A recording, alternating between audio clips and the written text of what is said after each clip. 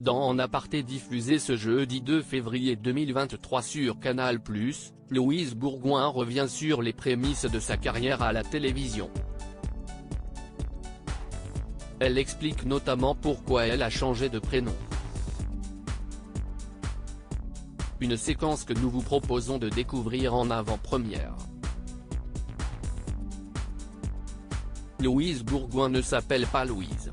Ce jeudi 2 février 2023, l'ancienne dame météo du Grand Journal est l'invitée de Nathalie Lévy dans En aparté. Dans ce programme diffusé en clair, la célébrité est placée seule dans une pièce à l'ambiance chaleureuse. Elle est confrontée aux questions de la célèbre journaliste, elle aussi absente du plateau.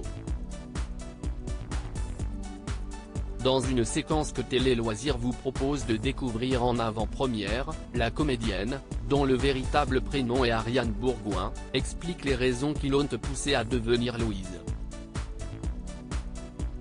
Louise Bourgoin revient sur ses débuts au Grand Journal. Il a fallu que je demande à Michel Denisot. Louise Bourgoin fait ses débuts dans le Grand Journal en 2006, sur Canal+.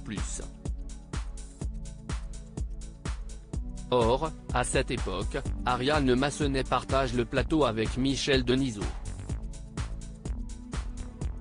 Pour éviter une redondance de prénom, la chroniqueuse devient Louise. Ça m'a beaucoup aidé. J'ai pu être beaucoup plus à l'aise en me cachant derrière quelqu'un. Ça m'a sauvée, convient-elle après avoir avoué qu'elle était très intimidée lors de ses débuts dans l'émission. Quand je sortais des émissions, je ne me souvenais plus de rien. J'avais une sorte de blackout de stress, avoue-t-elle. Aujourd'hui devenue actrice, la jeune femme née en 1981 continue de se faire appeler Louise. Ma famille et mes proches m'appellent Ariane, nuance-t-elle. Louise Bourgoin, de la télévision au cinéma. Après une courte, mais réussie carrière à la télévision, Louise Bourgoin s'est orientée vers le monde du cinéma. Elle est notamment la tête d'affiche de Les aventures extraordinaires d'Adèle Blanc-Sec réalisé par Luc Besson. Elle enchaîne et s'envole même pour les États-Unis. Elle revient en 2017 et se lance dans la comédie romantique.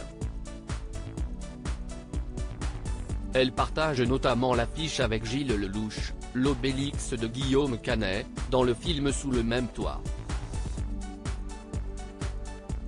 Dans d'autres films du même genre, elle donne la réplique à d'autres comédiens renommés en France comme Arnaud Ducret dans Les Dents, Pipi et Oli, ou Stéphane de Groot dans L'un dans l'autre.